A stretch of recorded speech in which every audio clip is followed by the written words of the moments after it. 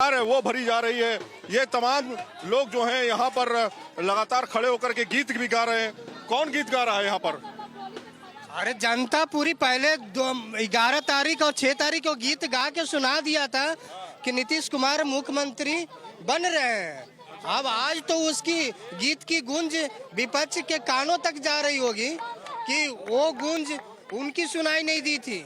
आज जनता ने मेडल तो 6 तारीख को और 11 तारीख को दे दिया था। बिल्कुल। तो ये देखिए यहाँ पे आप देखिए, ये देखिए बकायदा फोटो वोटो लगा करके अब भैया बिल्कुल तैयार हैं। पहले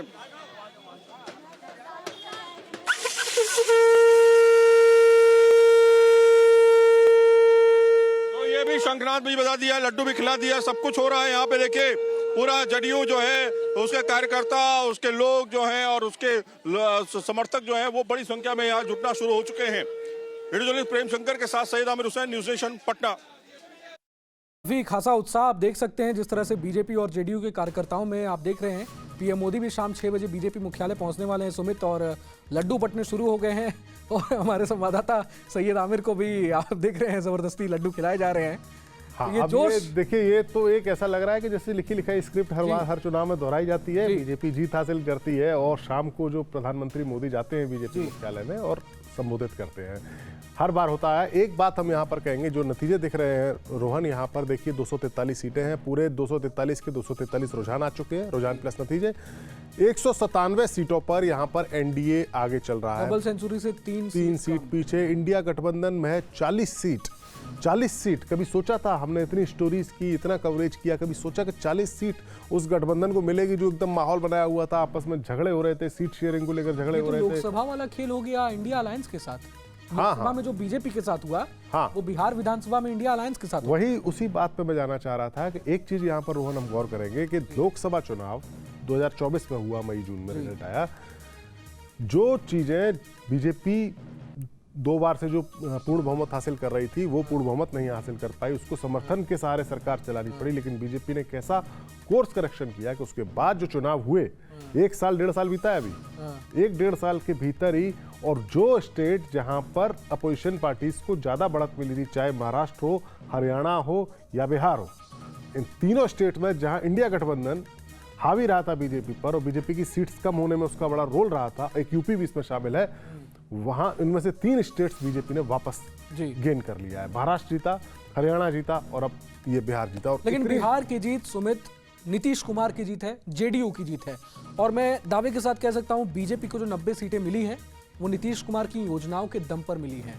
आप पूरे देश में कह लीजिए कि मोदी के चेहरे पर, पीएम मोदी के चेहरे पर बीजेपी जीतती है, लेकिन बिहार में क्या ये कहना गलत होगा कि नीतीश कुमार के चेहरे पर? पूरी तरह से मैं सहमत नहीं हूं रोहन इस बात से, क्योंकि ठीक है नीतीश कुमार चेहरा थे, चीफ मिनिस्टर है तो उनकी जीत है, लेकिन नीतीश कुमार की सरकार ने जो फैसले लिए, क्या वो फैसले कैबिनेट के फैसले होते हैं? कैबिनेट में बीजेपी के भी 2 डिप्टी सीएम और बाकी मंत्री शामिल थे, तो कैबिनेट का फैसला था बीजेपी। और दूसरी चीज, योजना जो लागू हुई, जैसे खासतौर से 10,000 रुपए वाली योजना की हम बात कर रहे हैं, तो योजना लागू हुई तो पब्लिक, उससे बड़ी योजना का भरोसा तो वादा तेजस्वी यादव ने किया था, लेकिन वो भरोसा क्यों कायम हुआ वोटर्स के मन में कि ये जो 10,000 वाली योजना है ये ज्यादा अच्छी है? क्योंकि केंद्र में बीजेपी की भी सरकार है, केंद्र में बीजेपी की सरकार है, तो फिर जो फाइनेंस, अगर होता है कई बार कि फाइनेंस गड़बड़ा जाता है तो पैसा नहीं मिलता है, वो पहलू था। दूसरा पहलू कि बीजेपी ने भी देकर दिखाया, चाहे महाराष्ट्र हो, मध्य प्रदेश हो, दोनों जगह बीजेपी ने इस तरह के पैसे दिए हैं योजनाओं में, तो वो कॉन्फिडेंस था। तो इसको आप ये नहीं कह सकते। निश्चित तौर पर नीतीश कुमार का रोल बहुत बड़ा है, बिग ब्रदर की भूमिका में नीतीश कुमार ही है, क्योंकि उन्हीं के चेहरे पर चुनाव लड़ा गया, महिला वोटर उन्हीं का है जो बेस वोट है, और जो ईबीसी महादलित। राघोपुर से बड़ी खबर आ रही है, तेजस्वी यादव फिर से पीछे हो गए हैं। एक बार फिर से अपने राघोपुर सीट से, जहां से 2 बार से विधानसभा चुनाव जीतते आ रहे हैं तेजस्वी यादव, विपक्ष के सबसे बड़े चेहरे, एक बार फिर से करीब 350 वोटों से पीछे चल रहे हैं। कड़ा मुकाबला राघोपुर सीट पर देखने को मिल रहा है। बीजेपी के कैंडिडेट कड़ी टक्कर देते नजर आ रहे हैं तेजस्वी यादव को। जी सुमित। बिल्कुल, और तेजस्वी यादव के लिए देखिए कि उनका जितना मुश्किल हो रहा है। कहाँ तो तेजस्वी यादव अड़ गए थे कि पूरा महागठबंधन मुझको चीफ मिनिस्टर का फेस घोषित करे, आरजेडी ने अपने हिसाब से टिकटें बांटी, आरजेडी ने अपने हिसाब से सीटें दी, जीतने वाली सीटें इस तरह से कहा गया कि जो जीतने वाली जिताऊ सीटें थी वो आरजेडी ने अपने पास रखी, लेकिन क्या है नतीजा? 30 सीट। कभी सोचा होगा लालू प्रसाद यादव ने कि 30 सीट पर से सिमट जाएगी आरजेडी? बिहार के इलेक्शन को जब से हम देख रहे हैं, और अभी 2 दिन पहले तेजस्वी ने कल ही शायद प्रेस कॉन्फ्रेंस करके कहा था, कल या परसों, कि 95 के इलेक्शन से बेटर रिजल्ट आने वाला है।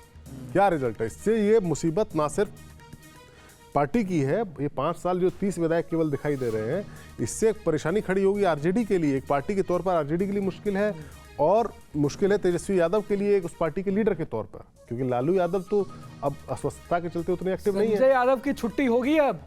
संजय यादव तो निशाने पर रहेंगे और बाकी किसी के निशाने पर नहीं रहेंगे। तेज प्रताप, रोहिणी आचार्य, मीसा भारती, जितने भी परिवार के लोग जो पॉलिटिकली एक्टिव हैं, उन सब के निशाने पर पक्के तौर पर संजय यादव। संजय यादव तेजस्वी यादव के मेंटोर माने जा रहे थे, सबसे खास मेंटोर नहीं, सलाहकार माने जाते हैं, चुनावी रणनीतिकार कहते हैं, खुद को आरजेडी का चाणक्य कहते हैं। तो वो नहीं कहते, उनको कहा जाता है। चलिए कहा जाता है, ठीक है, लेकिन संजय यादव की अब छुट्टी हो जाएगी लग रहा है। अब पता नहीं क्या होता है क्या नहीं होता, लेकिन आरजेडी में अब झगड़ा बढ़ेगा। जीत से कई सारी चीजें, आपसी अंदरूनी कलह, जीत से बहुत सारी चीजें दब जाती हैं। क्योंकि हमने देखा रोहिणी आचार्य, तेजस्वी यादव की बड़ी बहन, संजय यादव को लेकर उनके खिलाफ कितनी मुखर रही थी, ये हमने देखा। मीसा भारती बयान दे चुके हैं। हालांकि मीसा भारती अभी भी साइलेंट मोड में है, खुलकर बयानबाजी नहीं कर रही है, लेकिन अब लगता है कि शायद उनको रिजल्ट का इंतजार था। अब मीसा भारती भी फ्रंट फुट पर खेलेंगी और खुलकर मुझे लगता है बैटिंग करती नजर आने वाली हैं। बिल्कुल, आप देखिएगा आरजेडी। और भले ही सुमित तेज प्रताप यादव अगर अपनी सीट से हार भी जाएं, हालांकि अभी नतीजे घोषित नहीं हुए हैं, हार भी जाएं, लेकिन तेज प्रताप का पलड़ा भारी हो गया है। अब तेज प्रताप का पलड़ा भारी, और तेज प्रताप जिन मुद्दों को लेकर बात उठा रहे थे कि घर में जयचंद है या घर में योजनाएं जो बन रही हैं, चुनाव की रणनीति बन रही है, वो सब बाहरी आदमी रणनीति बना रहा है, वो सारी बातें होती हैं। जीत में बहुत सारी चीजें दब जाती हैं। अच्छा, दानापुर सीट से रामकृपाल यादव आगे हो गए हैं। दानापुर सीट से 7600 वोटों से रामकृपाल यादव आगे चल रहे हैं। ये बहुत बड़ी खबर सामने आ रही है। रीतलाल यादव, बाहुबली नेता, आरजेडी के कैंडिडेट रामकृपाल यादव ने उन्हें 7600 वोटों से पीछे कर दिया है। ये बहुत बड़ी खबर इस वक्त की। लेकिन सुमित, कांग्रेस की सीटों का थोड़ा आंकलन कीजिए। 5 सीटें, क्या कांग्रेस यही डिजर्व करती है? देश की दूसरी सबसे बड़ी पार्टी, क्या कांग्रेस यही डिजर्व करती है? कांग्रेस हाई टाइम तो है, लेकिन कांग्रेस पार्टी अपनी कितनी कोशिश करे बेचारे। उसने कोशिश भी की, लीडरशिप की बात है कांग्रेस पार्टी के भीतर। राहुल गांधी को अभी भी मौका मिलना चाहिए। राहुल गांधी बिल्कुल मौका मिलना चाहिए। राहुल गांधी को मौका क्यों नहीं मिलना चाहिए? अभी एक साल पहले उन्होंने इतना अच्छा परफॉर्मेंस किया, उनकी पार्टी ने, उनकी लीडरशिप में 100 के आसपास सीटें जीती है, लीडर ऑफ अपोजिशन है ये। और ये बात कांग्रेस पार्टी के भीतर डिसाइड होना चाहिए। हम लोग नहीं कह सकते कि उसको मौका मिलना चाहिए कि नहीं मिलना चाहिए उनको।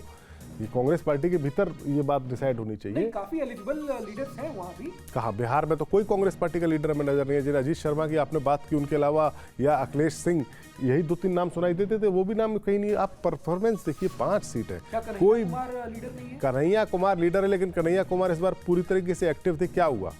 पप्पू यादव इस बार तो कांग्रेस पार्टी की स्थिति इसलिए खराबी है कह सकते हो कि इनके पास 2 आउटसाइडर प्लेयर भी थे जो इनके कैडर के नहीं थे, कन्हैया कुमार और पप्पू यादव। उसके बावजूद भी कांग्रेस पार्टी का प्रदर्शन इतना खराब रहा। कहाँ तो आपको उम्मीद थी कि आप जब वोटर अधिकार यात्रा राहुल ने निकाली थी, तब आपको उम्मीद थी कि आप कई सीटें जीत सकते हैं, इसीलिए आप आरजेडी को आंखें दिखा रहे थे, आरजेडी के साथ टफ बार्गेनिंग कर रहे थे कृष्णा अल्लावरू। लेकिन ये जो रिजल्ट है, लेकिन इसमें कांग्रेस का क्या कसूर है भाई? 5 सीटें, मतलब कसूर है, लेकिन वो आंधी है, उस आंधी में सब उड़ गए हैं। उसमें कांग्रेस भी उड़ गई, उसमें प्रशांत किशोर जितना अल्लाह साहब। आप इधर की टैली को देखिए, उस टैली को मत देखिए, आप इधर की टैली को देखिए, एनडीए की टैली को देखिए। मुझे लगता है इतना स्पष्ट बहुमत, इतना प्रचंड बहुमत तो एनडीए को कभी नहीं आया होगा बिहार में।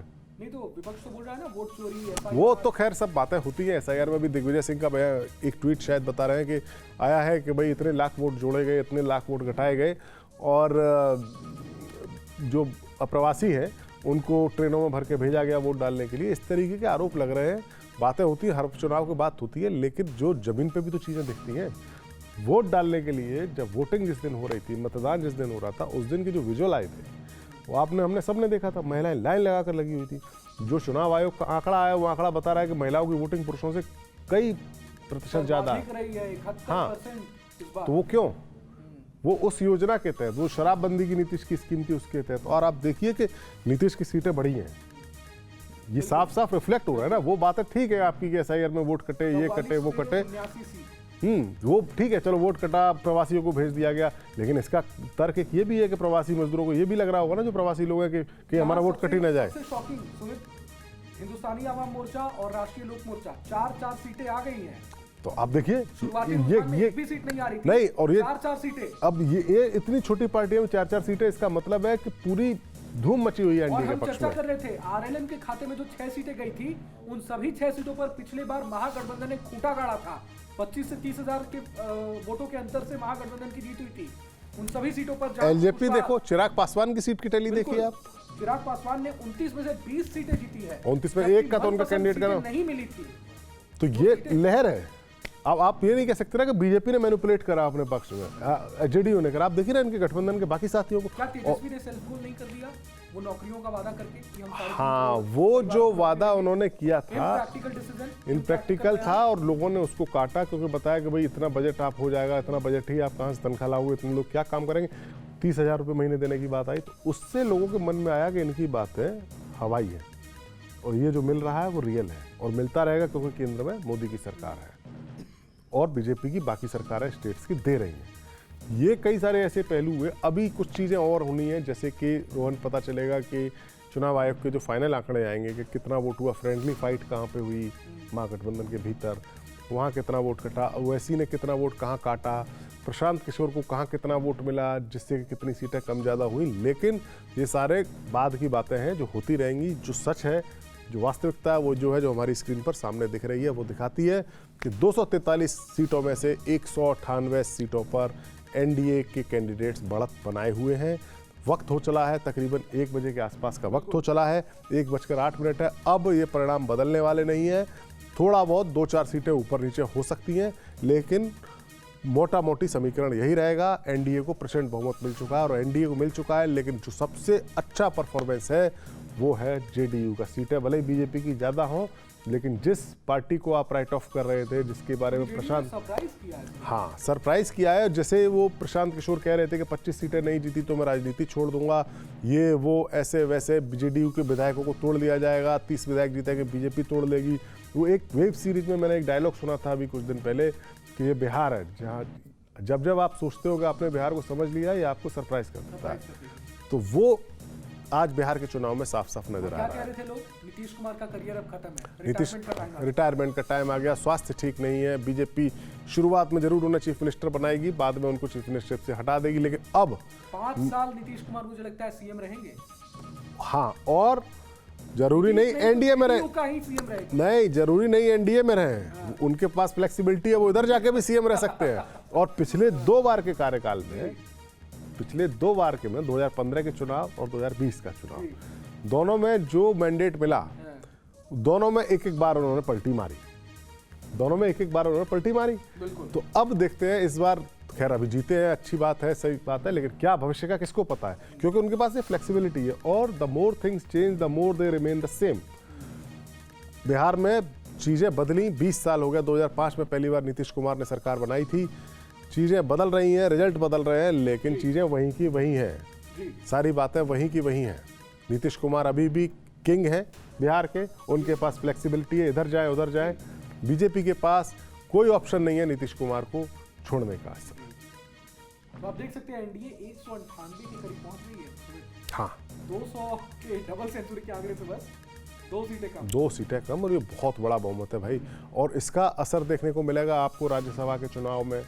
जब राज्यसभा में फिलहाल जो आरजेडी की, जो मैं बता रहे थे, हम बात कर रहे थे ना कि आरजेडी में भी क्या क्या कलह शुरू होगी। राज्यसभा में अभी तक आरजेडी के पास 76 सीटें थी, तो राज्यसभा में उनके पास एक क्वेश्चन रहता था कि किसी नेता को राज्यसभा में एडजस्ट कर दिया जाए। संजय यादव को राज्यसभा में भेज दिया गया। अब जब आपके पास सीटें ही बची हुई हैं कुल 30, तो आप कितने राज्यसभा मेंबर भेज सकते हैं? ये भी बड़ी समस्या की एक बात हो जाएगी। देखना, जो आरजेडी में जो कलह मचनी शुरू होगी, उसमें कई सारे ये पहलू होंगे। विधान परिषद के सदस्य किसको भेजा जाए, आपकी जब नंबर कम होता है तो बहुत सारी चीजें सामने आती हैं। अब गिरिराज सिंह का एक बयान सामने आया है, केंद्रीय मंत्री हैं। उन्होंने कहा है कि नीतीश सरकार ने महिलाओं युवाओं के लिए काम किया, जिसका नतीजा यहां पर यह मिला कि प्रचंड बहुमत हमको मिल रहा है और कोई जंगल राज नहीं चाहता। बीजेपी के लीडर हैं गिरिराज सिंह, केंद्रीय मंत्री हैं। बिहार में विकास के मॉडल की जीत हुई है, ये गिरिराज सिंह ने अपने बयान में कहा है। तेजस्वी यादव राघोपुर से अभी भी पीछे चल रहे हैं। ये बहुत बड़ी खबर है। तेजस्वी यादव राघोपुर से अभी पीछे चल रहे हैं। बीजेपी के सतीश कुमार राघोपुर से लगातार अब आगे हो गए हैं। तो राघोपुर से क्या तेजस्वी यादव इस बार हार जाएंगे या अपनी सीट बचा पाएंगे, हैट्रिक लगा पाएंगे जीत की या नहीं, ये बस कुछ ही क्षणों में अब आपके सामने ये रिजल्ट होगा। सीवान सीट से मंगल पांडे आगे चल रहे हैं। अवध बिहारी चौधरी आरजेडी के पीछे हो गए हैं। तारापुर से सम्राट चौधरी तो पहले ही राउंड से आगे चल रहे हैं। देखिए सम्राट चौधरी को लेकर प्रशांत किशोर कितने हमलावर रहे हैं। हाँ